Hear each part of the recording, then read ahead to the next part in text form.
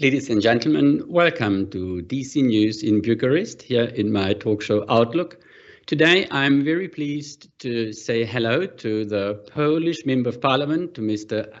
Arkadiusz Mularczyk. Mr. Mularczyk, welcome here to DC News in Bucharest. It's a great honor to host you in my today's debate about the Polish reparation claims from Germany. Welcome. Hello, thank you.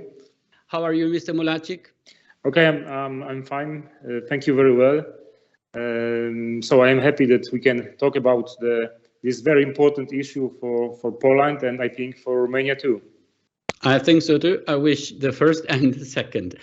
But first of all, let me introduce you to the Romanian audience. You are very famous in your country. I think even more famous in Germany. The German newspaper, Frankfurter Allgemeine Zeitung, presented you as the guy showing Germany the bill. Why showing a bill? What are we talking about? I'd like to say that you are also, besides the fact that you are a member of parliament, you are the chief of the board of the Institute of War Losses, which is a public institute established by the Polish government last year, if I'm not wrong. And please tell us, you've been battling for this cause ever since. For the last 5 or 6 years, you've invested a lot of time and effort for this final report, almost 700 pages with facts and documents. Why Germany owes your country almost 1.3 trillion. Thank you. This is a very important issue for many Poles, and I think this is the global issue because this is about the responsibility for the war, for the Second World War. Poland never get any reparation after the Second World War from Germany because the communist time, because our way to the democracy, to the European Union, to the NATO. So it was a very hot topic in decades in Poland. So I'm in parliament since 2005, and this issue was very popular in Poland, but there wasn't a good time for Polish political class to organize professional work. And almost 5 years ago, I decided to set up and organize a parliamentary group, and we start working on this issue. We organize members of parliament, and we organize a professional team of experts, and we start working. In our team of experts are people from many different areas of science and scholarship. I mean, historian, demographics, people who are experienced in economy and property valuation. Because war losses, this is the interdisciplinary science. Because we need to talk about not only material losses, but about human losses and many other losses. So we decided to start our work, and after almost 5 years, we finished our report. This report contains from 3 books. This is 3 books. The most important, this is the report.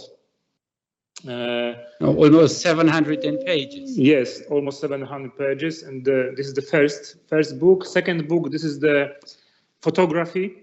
When we present what horrible time it was, the German aggression and occupation.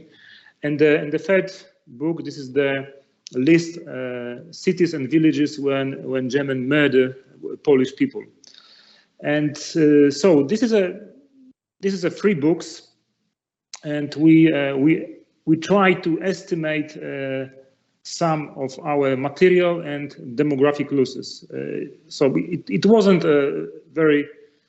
It was a very difficult job because we have a lot of challenges, a lot of problems. What we try and what we need to solve, because probably, as you know, the Polish border are moved from the east to the west. So we lost almost 50% our territory. We get some territories on the West. And it was the main problem, how we can calculate our material losses, because sorry for interrupting you. We'll come to the way how you calculated this amount of money, this huge amount of money. But first of all, I think it's important for the people to understand why your cause is so relevant for the European integration. It's not just the money. We will talk about the money in the course of this debate. But first of all, I think it's a matter how one should settle forever the war, the Second World War, because that war finished without having a valid peace treaty. Why do you think is important this claim, and have Germany paying this amount of money in order to obtain a better European integration? Yes, absolutely, I agree with you, because for me, I'm a lawyer and I am a politician. I can't believe that after the Second World War, Germany and Poland never organized a conversation or negotiation after the Second World War. And we still don't have the peace treaty between Poland and Germany. And we still don't have the other bilateral agreement between these two countries, which try to solve problems what we have after the Second World War. Yes, so it is quite this situation is quite strange for me, because I think for the Western civilization this is the very important when one country attack, occupy and destroy other country and kill many millions of people. This country should pay a reparation, because this is our fundamental grounds, our Western civilization. So for me, I think we should solve this problem between Poland and Germany. So it gives me a power to prepare this report, to present this report. And a few days ago, we have we passed the resolution when almost 95% of the parliament voted in favor. 99% member of parliament support the idea that Poland have a moral, political and legal right to seek compensation from Germany. Now, from a German point of view, actually, Germany is coming across like, well, know-it-all in this debate over reparations for Poland. And Berlin also seems very intransigent and considers that the book is closed. Is this attitude justified? And secondly, so really just very few people in Europe, but also worldwide, know that Germany has never paid for war losses, never paid reparations in Europe. How do you think managed Germany almost for 80 years to get away without paying a cent and still having people believing, well, it's such a fair political actor who is always aware of its commitments? It's not aware of its commitments at all if we look into this reparations issue. I think this is a quite cynical game, cynic game, because German state try to defend their budget. I think this is the main idea why the German rejected all claims, because they defend their budget, they defend their economy, the export. So this is the reason why they don't want to talk with us about the reparation. But I think the reparation issue is not closed, because firstly, Germany never paid any reparation after the Second War, Poland. Second, we don't have any treaty or peace agreement or any other bilateral agreement after the war. So and I think in our Western civilization, human rights, democracy, rule of law is the very important grounds our civilization. Yes, so I can imagine as a lawyer, as a politician, that this very democratic state refuse our claims, but they don't have any moral and political and legal rights to refuse our claims, because they never paid any compensation after the Second War. Poland was the country where we proportionally have the biggest material and human losses. In our report, we estimated that our demographic losses, this is the 5.200 million people who was killed by Germans in concentration camp and in many other execution. And so this is the result of German occupation. And we have a very big material losses of our culture and artistic heritage, losses in banking system, losses in insurance, and finally losses to the Polish treasury from the operation of the German emission bank in Poland. So in totally, we estimate our losses are 6,220,000,000 Polish zloty. So it's 1,352,000,000 euro. So this is it looks that this is the huge amount, but our estimation was very conservative, because a lot of human and material losses we can't calculate because the evidence disappears.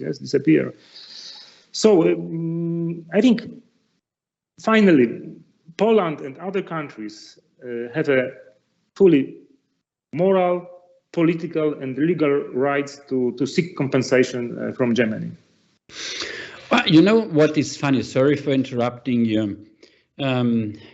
Besides these claims, nowadays in the European Union, Germany is actually the biggest actor, always pointing out with a finger at a state of law and frequently criticizing your country.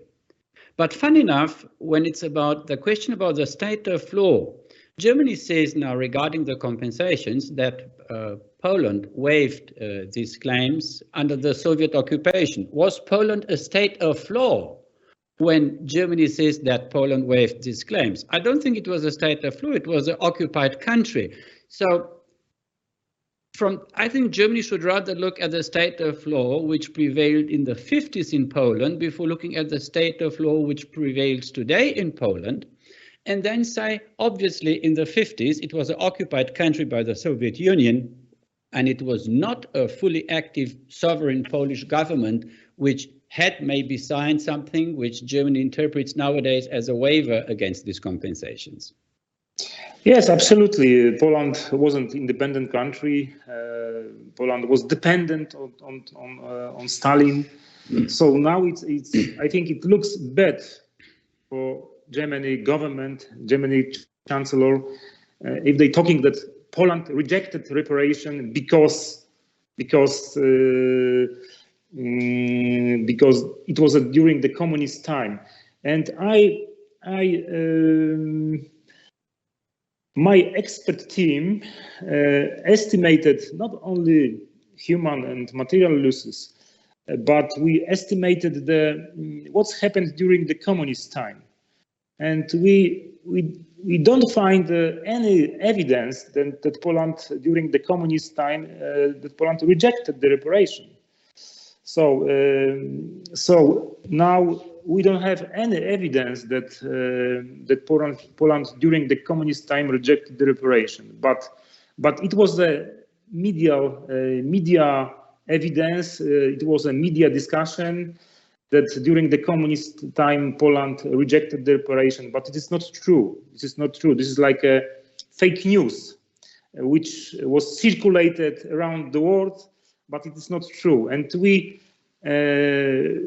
described this time in our report, and we thinking that this is not true, that Poland rejected and reparation, and Germany don't have any evidence that this is true.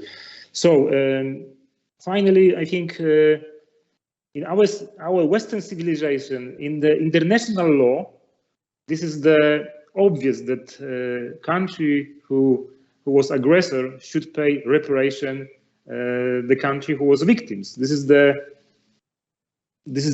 international law. This is not an international obligation. Well, regarding these reparations, as you have said, which Germany owes your country, since they have not paid any cent to European countries for war reparations, I came across 2011 a very good interview with a professor, with an economic historian from London School of Economics, Mr. Professor Albrecht Ritschl. He is Bavarian born, but he said in Spiegel, in the very famous weekly magazine, The Spiegel, that Germany was the biggest debt transgressor of the 20th century. That 3 times over the last 100 years, Germany actually, in a way or another, refused paying its debt. That was between the 2 wars, that was with the London Debt Agreement, 1953, 54, and then finally with the reunification, that they have never, ever fulfilled their obligations on an international scale. And it's somehow funny, after World War II, the Allies thought that Germany, at least for the moment, should not pay what they owe for reparations, and that's what was stipulated in the London Debt Agreement, that this reparations will be settled once there will be a peace treaty in Europe. So the reason why the reunification treaty, the 2+4, is not called the peace treaty is because the German diplomats were afraid that if they would call the reunification treaty a peace treaty, that people will come and present the bill. So the official name of that treaty is the Treaty for Reunification of Germany 2+4 instead of a peace treaty. That's the official name of that treaty. So you've seen that a lot of experts in the area of law and economy have dealt with this issue because Germany is, in my view, very well aware of this obligation. Yes, absolutely. You are right. We're talking about that in Poland, and when we're talking about the reparation, we are listening to the public discussion. Yes, and some journalists and some German politicians use this argument that Treaty 2+4 closed the reparation issue. But this is not true. This is not true because Poland wasn't the state who signed this treaty 2+4. Yes, so so this is not true. Excuse me, and I think German government probably know about that. So after the Second World War, they tried to use different kind of legal tools how to close the reparation issue, but I think finally they don't close. They don't close. So I think that the gate is still open, but we need to present this information to the in public in Europe, in United States, in Israel too, in Great Britain, in European Union, and we'll do that because I think now we have the quite. This discussion is in Poland, yes, generally, and we have some articles about that in international media. But I think that the most important thing in this issue will be when the Polish government sent a diplomatic note to the German state, yeah, to the German government. Yes, so it will be the geopolitical issue, I think, because it starts international discussion about the German international obligation, about the rule of law in Germany, human rights in Germany. So I am very curious. What's happened in Germany when we start this discussion. Because probably I can imagine that they will try to stop this discussion, but our government there is a strong determination to show our rights, our point of view, and we'll do that. So I think we inform a lot of international organization. After when our government sent a diplomatic note to the Chancellor Scholz, the international game starts. Well, I like about your report, if I may say it like that, it looks very German. It's a very thoroughly report, very extensive, almost 700 pages of facts. So I would like to see the eyes of the German Chancellor holding this report in his hands. Most probably he has seen this report already. But you have so many arguments. Do you think that they will enter a debate with Poland, or they will stick with this argument that the books are closed? How do you think will Germany actually react? It is a good question, but I don't know what will be the German reaction. I think in their interest is to close the discussion, yes, because the public discussion for them is very bad, unpleasant, yes. So in our interest, this is the great international discussion, yes, because we have a moral and legal and political right to do that. So we'll see, and I'm open for the cooperation with Romania and with other states, maybe with Greece, with Italy. And now when we talking about in Poland about the reparation for Namibia or for other African states, because the colonization, so Poland and any countries have a moral right to seek compensation. So if African states have a moral right to seek compensation, and we know that Germany talks with the government, Namibia government, about the reparation. So the reparation issue is open, and I think this issue open a big international discussion about the reparation for Poland, and how Germany try to close this issue and close this international discussion. If I were you, I'm just talking as a journalist, as a moderator, I would actually invite as many as possible German journalists to explain that, because it's a huge misunderstanding in Germany regarding reparations at all. People were told and got taught at school that our country always fulfilled its commitments, and that Germany is always morally, from a moral point of view, correctly acting actor. To show the people and explain them, look, this is simply not true. We don't blame your country for this education. We don't blame your country for this concept which they and this rumor which they spread. But we'd like you to know that it's simply not correct to have done such things to our country and not to stay responsible for the losses. I mean, first of all, I think journalists and people in Germany should understand what your cause is. Then maybe they themselves will put pressure on the government, because Germans know, they are aware that they depend on the European integration, that a lot of jobs in Germany depend on the Polish economy. I mean, you are one of the largest markets in Europe, and I think Germans should double think the way they treat a country like Poland.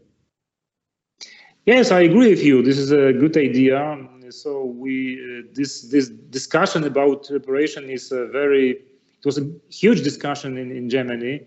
But when I read some of these articles, I see that probably many of the German journalists, they don't understand the history. Exactly. Yes. They have no idea.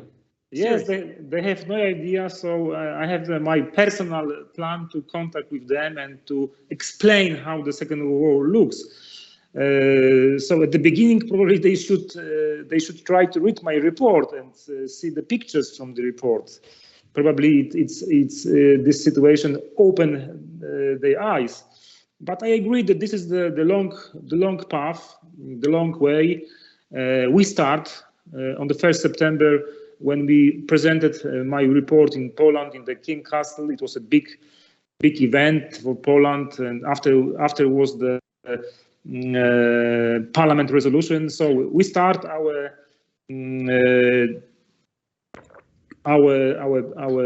endeavor. Yes. So I'm open for the cooperation with you and with other journalists from Germany, from Romania, from United States, and I am open for the discussion with the politicians from different countries.